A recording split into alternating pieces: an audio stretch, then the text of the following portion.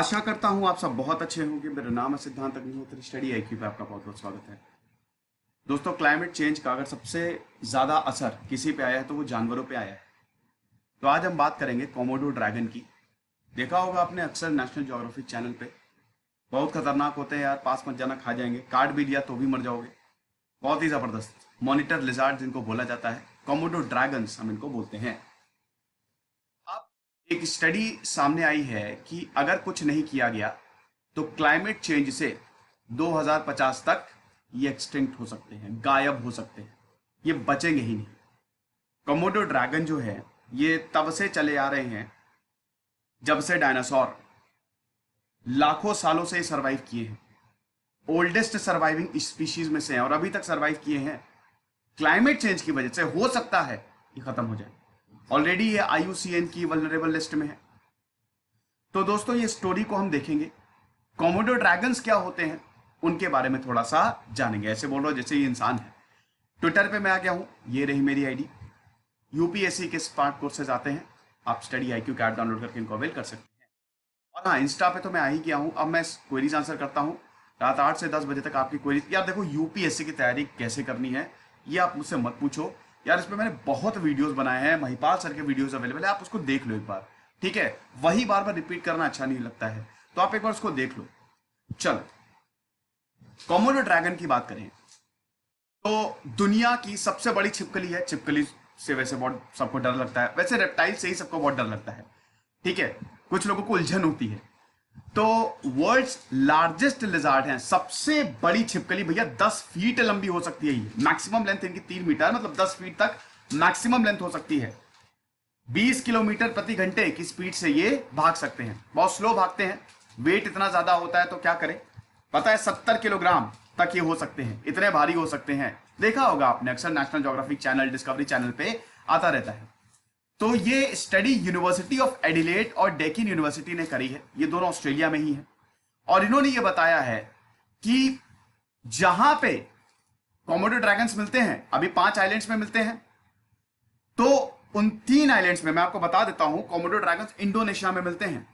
Indonesia के Komodo, Rinca, floors, गिलिमोटांग, इसमें से 3 आइलैंड में ये खत्म हो सकते हैं क्लाइमेट चेंज की वजह से। देखो, क्लाइमेट चेंज का जो खतरा है वो सबसे ज्यादा कोस्टल रीजन पे है। इंडोनेशिया अपनी कैपिटल भी शिफ्ट कर रहा है जकार्ता, क्योंकि बहुत डर है कि वो डूब जाएगा। सी लेवल राइज हो रहा है, ग्लोबल वार्मिंग की वजह से सी लेवल राइज हो रहा है, तो बहुत खतरा है। तो भैया अगर ये आइलैंड डूबेगा तो साथ में कोमोडो ड्रैगन्स भी तो डूबेंगे। क्लाइमेट चेंज को ये लोग देखो, हर किसी की बॉडी है ना, अगर हम हैं, हमारी भी बॉडी है, तो हम 70, 80, 90 डिग्री सेल्सियस पे सर्वाइव नहीं कर सकते। तो कोमोडो ड्रैगन्स भी वो किस एनवायरमेंट पे सर्वाइव करते हैं ये भी बहुत इंपॉर्टेंट रहता है। कोमोडो ड्रैगन के बारे में थोड़ा सा और बात कर लेते हैं।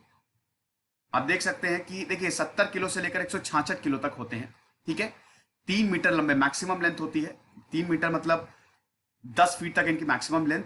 बहुत खाते हैं ये, बहुत ज्यादा खाते हैं। इनका जो बॉडी वेट होता है 80% अपने बॉडी वेट का ये खा सकते हैं, यानी कि 130 से 140 किलो मांस खा जाते हैं। ये कार्निवोरस होते हैं, घास फूस नहीं खाएंगे ये, वेजिटेरियंस नहीं है ये, हर्बीवोर नहीं है ये, मांस खाएंगे ये, और सब कुछ खा जाते हैं, सब कुछ खा जाते हैं। और वो भी एक फीडिंग में, एक फीडिंग में ये अपने बॉडी वेट का 80% तक खाते हैं। बर्ड से लेकर रोडेंट्स, हॉर्सेस, वाटर बफेलो, जो भी इनके पास आया, इनके सलाइवा में जहर होता है। अगर इन्होंने काट लिया तो भले ही आपको लगा रहे ठीक है काट लिया, बढ़िया, कुछ नहीं होगा, हम भाग रहे हैं, इंजेक्शन लगवा लेंगे, डॉक्टर के पास जाएंगे, काट लिया तो बेटा गए काम से, बचोगे नहीं, क्योंकि वो सलाइवा अंदर, वो जहर अंदर चला गया है। तो ऐसा होता है। जो इंसान भी अगर इनके कांटेक्ट में आएगा उनको भी मारेंगे। लेकिन भैया इनको बचाने के लिए कवायद जारी है। अब आप लोग बोलेंगे सर इनको बचाते क्यों हैं हम? अरे यार, इकोलॉजिकल बैलेंस ये इनका है ना, ये इनका नेचर ही ऐसा है। ये ओल्डेस्ट सर्वाइविंग स्पीशीज है भैया, हमारे पूर्वज है, हम इनको नहीं बचाएंगे? हर जानवर को बचाना इंसान का काम है। तो त्योहारे पर जो जानवर की बलि दी जाती है, हालांकि वो उससे मैं बिल्कुल सहमत नहीं हूं, लेकिन जो जानवर है उनको बचाना चाहिए, समझ रहे? तो इनको भी बचाना, बहुत इकोलॉजिकल बैलेंस ही बनाते हैं, वरना बैलेंस बिगड़ेगा। कोई भी अगर स्पीशीज एक्सटिंक्ट होगी वो बहुत खतरनाक होगा। इसीलिए इनके लिए बाकायदा पार्क्स बनाए गए, रिजर्व्स बनाए गए हैं, ताकि ये लोग सुरक्षित रहें। और ज्यादा ये इंडोनेशिया में मिलते हैं ये, और किसको ये हंट करते हैं? इनवर्टिब्रेट्स, बर्ड्स, मैमल, जो भी आता है सबको मारते हैं ये। साइंटिफिक नाम क्या है इनका? वेरानस कोमोडेंसिस, जिनको कोमोडो मॉनिटर भी बोला जाता है, कोमोडो ड्रैगन या फिर मॉनिटर लिजार्ड। बहुत बड़ी छिपकली, घर पे ही छिपकली देख के हालत खराब हो जाती है, ठीक है। और अंडे ये लोग सितंबर में देते हैं, मीटिंग ये लोग मई अगस्त में करते हैं। 20 अंडे तक ये दे सकते हैं और उसके बाद फिर 809 सालों में, 8 से 9 सालों में, हालांकि इनकी जो लाइफ है वो 30 साल की होती है, मैक्सिमम में 30 साल तक जीते हैं। अभी 4000 से 5000 कोमोडो ड्रैगन, मतलब इसी रेंज में 3000 से 5000 कोमोडो ड्रैगन जो है वो इंडोनेशिया में, they are remaining in Indonesia. लेकिन 50 साल पहले ये बहुत ज्यादा थे, ये 5 गुना थे, लेकिन अब आप देख सकते हैं ये कितने कम रह गए हैं धीमे धीमे जैसे टेम्परेचर बढ़ा है। और जैसा कि मैंने बताया कि IUCN की वल्नरेबल लिस्ट में, भैया IUCN पढ़ लेना अच्छे से, एंडेंजर्ड, क्रिटिकली एंडेंजर्ड, बहुत इंपॉर्टेंट रहता है IUCN। स्पीशीज को लिस्ट करती है कि कौन सी एक्सटिंक्ट होने वाली है, कौन सी बची हुई है। और ये they are protected under Indonesian law. Komodo National Park 1980 में, हालांकि कोमोडो ड्रैगन को 1910 में फाउंड किया गया था। पहली बार जब वेस्टर्न साइंटिस्ट ने कोमोडो ड्रैगन को देखे तो उनकी आंखें खुली की खुली रह गई, कहते यार ये कौन सी छिपकली है, ये इतनी बड़ी छिपकली। तो 1980 में कोमोडो नेशनल पार्क भी बनाया गया है। हॉट ड्राई क्लाइमेट पे रहते हैं ये, ठीक है, ज्यादातर dry climate, open grassland, savanna, यहां पे रहते हैं ये, ठीक है। इनको आप हंट नहीं कर सकते, जैसा कि मैंने बताया ये लीगल नहीं है, लेकिन उसके बावजूद ये वल्नरेबल इसलिए हैं क्योंकि इनके हैबिटेट को खत्म किया जा रहा है, क्योंकि डेवलपमेंट हो रहा है नेचुरल डिजास्टर्स की वजह से। उसके बाद ज्यादातर जैसे इनका जो मेन खाना है ना वो है डियर, हिरण, तो यही गायब होते जा रहे हैं, खाना ही गायब होता जाएगा तो खाएंगे क्या कोमोडो ड्रैगन्स? ऊपर से जो हंटिंग हो रही है और इलीगल हंटिंग हो रही है, ये भी बहुत दिक्कत है। जानवर तो बेचारे सीधे साधे होते हैं, उनको क्या पता है, उनको तो रहना है, खाना है, लेकिन इंसान आके मार के चले जाते हैं। समझ गए? ये कोमोडो ड्रैगन के बारे में हमने जान लिया पूरा। अब हम बात करते हैं ये रिपोर्ट में क्या है। देखो ये जो रिपोर्ट है इसको ये ऑस्ट्रेलिया की 2 यूनिवर्सिटी ने पब्लिश की है। कहां पे पब्लिश किया है? इकोलॉजी और एवोल्यूशन में। आगे बढ़ते हैं। रिसर्च में यही बताया गया है, ऑफिशियल वेबसाइट जो इनकी है उस पर पब्लिश किया है। रिसर्च में यही बताया गया है कि देखो वैसे ही कोमोडो ड्रैगन्स की हालत खराब है, वैसे ही दे आर थ्रेटेंड, वल्नरेबल, और अगर हमने कुछ नहीं किया तो ये गायब हो जाएंगे। 2050 तक इनका हैबिटेट जो है ना वो 50% से ज्यादा कम हो जाएगा। 3 आइलैंड पे कोमोडो ड्रैगन्स मिलेंगे ही नहीं। तो इनको हमको बचाना है, हमको ऐसी स्ट्रेटेजी अपनानी है ताकि इनको बचाया जा सके, वरना तो गए काम से। ये अगले 10 सालों में ही ये होगा दोस्तों, अगले 10 सालों में ही इनकी पॉपुलेशन, वैसे ही 3000 से 5000 बचे हुए हैं, तो आप समझ सकते हैं अगले 2030 आते आते ये बचेंगे ही नहीं। तो इनको बचाने की जरूरत बहुत ज्यादा है। ये आप देख ही सकते हैं 2050 तक ये, सॉरी 2030 तक 50% और 2050 तक इनका जो हैबिटेट है वो 87% से श्रिंक हो जाएगा। डॉक्टर एलिस जोन का कहना है कि सबसे बड़ा रीजन है यहाँ पे क्लाइमेट चेंज। इसी की वजह से इनकी जो अवेलेबिलिटी है ये कम होगी, इनके हैबिटेट खत्म होगा और इनका जो एविडेंस है, मतलब इनकी जो पॉपुलेशन है वो खत्म, अगले 10 सालों में, आने वाले 10 सालों में खत्म हो जाएगी। अब हम क्या करने वाले हैं?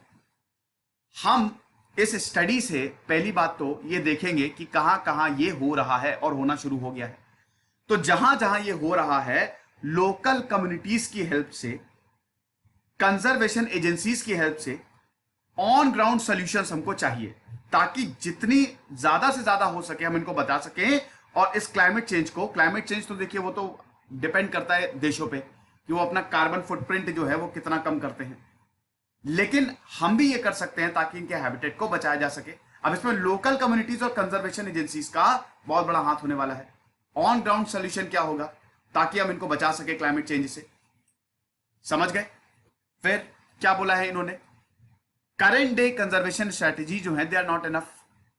अभी जो हम बचाने की कोशिश कर रहे हैं, लॉ के अंदर तो आते ही है, यूनेस्को वर्ल्ड हेरिटेज साइट है, लेकिन उसके बावजूद करेंट कंजर्वेशन स्ट्रेटेजी जो है वो अभी सही नहीं है। इनको हम देखिए, कंजर्वेशन स्ट्रेटेजीज में क्या आता है, आप हंटिंग नहीं कर सकते, हंटिंग करेंगे तो आपको सजा मिलेगी, सिंपल सी बात है। आप इनके एरियाज में जा नहीं सकते, प्रोटेक्टेड एरियाज में जा नहीं सकते।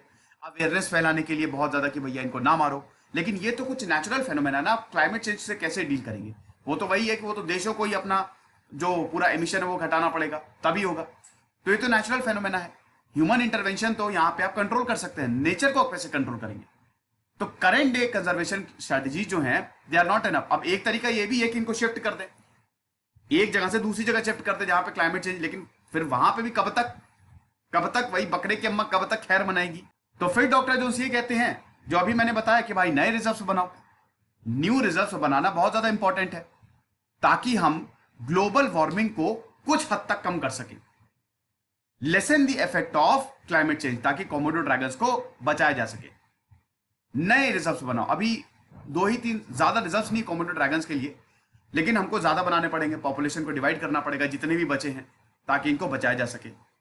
तो भैया इन स्पीशीज को बचाने के लिए तो जो करना पड़ेगा वो हमको करना चाहिए, क्योंकि लाखों सालों से, जब से डायनासोर के समय से है ये, रेप्टाइल्स तब से हैं, पूर्वज हैं हमारे, तो बचाने के लिए कोशिश करनी पड़ेगी। फिलहाल ये लेक्चर था, खुश रहिए, पढ़ते रहिए। जैसे सिद्धांत अग्निहोत्री साइनिंग।